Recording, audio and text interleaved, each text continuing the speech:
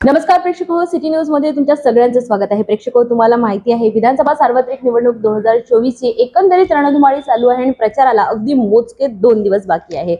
प्रवीण पोटेजी नुकतेच आता प्रचाराच्या मैदानात उतरलेले आहे। अगदी क्लायमॅक्स मध्ये त्यांची एंट्री झालेली आहे। प्रवीण सर, सांगा प्रचार कसा सुरू आहे महायुतीच्या उमेदवारांचा? महायुतीच्या उमेदवाराचा प्रचार एकदम सुंदर चालू आहे आणि आम्हाला जी आशा आहे त्या आशेपेक्षा जास्त मतं आम्हाला मिळतील, कारण महायुतीमध्ये भारतीय जनता पार्टी आणि कमळ असं जर समीकरण पाहिलं तर सोबत घड्याळ आणि सोबत धनुष्यबाण असं हे समीकरण आहे। ज्या ठिकाणी घड्याळ कमजोर आहे त्या ठिकाणी कमळ मदत करते, जिथे कमळ कमजोर आहे तिथे घड्याळ मदत करते, ज्या ठिकाणी धनुष्यबाण कमजोर आहे त्या ठिकाणी कमळ आणि घड्याळ मदत करते आहे। आज अमरावती शहरामध्ये आपण पाहतो सुलभाताई खोडकेंचा विजय आम्हाला निश्चित दिसतो आहे आणि जास्त बहुमताने आम्हाला विजय दिसतो, यावर कुठे आम्हाला शंका नाही। कालची पदयात्रा पाहिली असेल, आजही सुद्धा आमची पदयात्रा आहे आणि सगळ्यात महत्त्वाचा विषय हा आहे की त्यांनी महिलांचं नेतृत्व करतात। महिलांना त्यांना जे काही बाजू मांडायची असली महिलाकडे बाजू मांडू शकतात। आम्हाला पूर्ण आशा आहे की त्यांचा विजय 100% होणार, कुठे याच्यामध्ये दुमत नाही, कुठे मनात सुद्धा आमची शंका नाही। किती वावटळ्या जरी उडत असल्या, किती काही संभ्रम जरी होत असले तरी सुद्धा तुम्हाला एक सांगतो की या ठिकाणी सुलभाताई खोडकेच निवडून येणार याचा आशा आहे। आज दुपारी जी महारॅली आहे प्रचारार्थ, त्या संदर्भात माहिती? आज या ठिकाणी जी महारॅली आहे, आम्ही जवळपास अंबा गेट तो एक परिसर पूर्ण फिरतो आहे। जवळपास आम्हाला 3-3.5 हजार आमच्याकडे लोक राहतील, सगळे आमचे कार्यकर्ते पदाधिकारी राहतील। आम्ही चांगल्या पद्धतीने रॅली कंप्लीट करू आणि आम्हाला प्रत्येक ठिकाणी आम्हाला मोठ्या प्रमाणात लोकांचा सहभाग मिळतो आहे, लोकांचा प्रतिसाद फार चांगला आहे, त्यामुळे आम्हाला कुठे चिंता करण्यासारखं काही वाटत नाही मला। नुकतेच तुमच्या पक्षातील एका निष्कासित पदाधिकाऱ्याबद्दल, जे आता सध्या अपक्ष म्हणून उमेदवार आहे त्या निवडणुकीच्या रिंगणात, आणि त्यांचा एक स्पेसिफिक म्हणजे त्यांची भूमिका स्पष्ट करण्यासाठी बीजेपीच्या वतीने एक पत्रकार परिषद घेण्यात आली होती। स्पष्ट करण्यात आलं होतं की त्यांचा बीजेपीशी काहीही संबंध नाही, मात्र ते त्यांच्या प्रचारामध्ये बीजेपीचे लोगो वापरतात आहेत, बीजेपीच्या बड्या नेत्यांचे फोटोही वापरतात आहेत।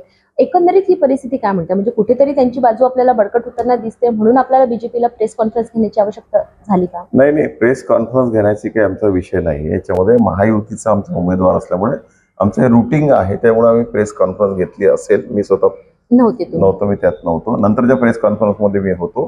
काही लोक आपल्याला हिंदू चेहरा म्हणून समोर येत आहे, असं काही नाही, कारण याच्यामध्ये जर पाहिलं तर आमचे नरेंद्रभाई मोदी असो किंवा आमचे नितीनजी गडकरी साहेब असो किंवा देवेंद्र फडणवीस साहेब असो, अमितभाई शहा असो, यांनी स्पष्टपणे सांगितलेलं आहे की आपण महायुतीसोबत आहे, महायुतीच्याच उमेदवाराला आपण निवडून आणायचं आणि महाराष्ट्रामध्ये महायुतीची सरकार तयार करायची आहे, हे कन्फर्म झालेलं आहे। याच्यामध्ये काही दुमत नाही आहे। कोणी किती काही म्हटलं, कसंही ओढवाढ केलं तरी काही फरक पडणार नाही। आणि आमचा भारतीय जनता पार्टीची जी मतं आहे अमरावतीमध्ये, ही 75,000 मतं आमच्याकडे आहेत आणि काही त्यांची स्वतःची महायुतीची त्यांची घड्याळीची मतं आहे, त्यामुळे आम्हाला माहिती आहे की आम्ही कुठे कमजोर पडणार नाही, आम्हाला पूर्ण शाश्वती आहे आणि कोणी किती घेतलं तरी फरक पडणार नाही। आणि काही लोक म्हणतात की हिंदू चेहरा नाही, हा राष्ट्रवादीचा चेहरा आहे। तुम्हाला एक कळत नाही की हा जो आज चेहरा आहे सुलभाताई खोडकेंचा, की पाकिस्तानातून आलेले नाही आहे, हे आपले अमरावतीतले लोक आहेत, ते हिंदू आहेत। मग काही असं काही वेगळं सांगण्यासारखं काही नाही याच्यामध्ये। तुमच्या भाजपाच्या ज्या स्टार प्रवक्ता आहेत त्यांच्यावर रात्री दर्यापूर येथील खल्लारमध्ये त्यांची सभा झाल्यानंतर हल्ला झाला, आणि त्या हल्ल्याबद्दल तुम्ही काय सांगाल?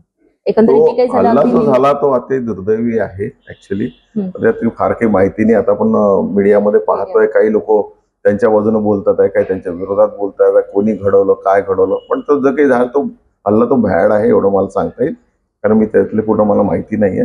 माहिती घेऊन मी पुढे बोलू। मतदारांना काय आव्हान कराल? मी मतदारांना 100% एवढीच विनंती करतो की भारतीय जनता पार्टी, महायुती, शिवसेना आणि राष्ट्रवादी काँग्रेस यांची ही सरकार या महाराष्ट्रामध्ये बसणार आहे। आपल्याला विकासात्मक कामं करायसाठी आपल्याला महायुतीची अत्यंत गरज आहे। महिलांसाठी असो, पुरुषांसाठी असो, युवांसाठी असो, शेतकऱ्यांसाठी असो, त्यांनी महायुतीला मदत केली पाहिजे। येणाऱ्या काळामध्ये आपण जर पाहिलं तर फार मोठा एक नवीन उदय या ठिकाणी होईल आणि आपण पाहू की या महाराष्ट्राचा खूप मोठा बदल झालेला आपल्याला पाहायला मिळेल।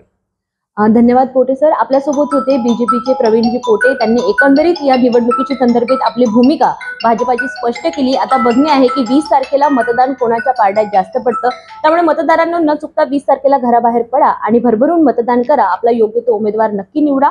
निवडणुकीशी संबंधित सर्व अपडेट बघण्यासाठी बघत राहा सिटी न्यूज। नमस्कार।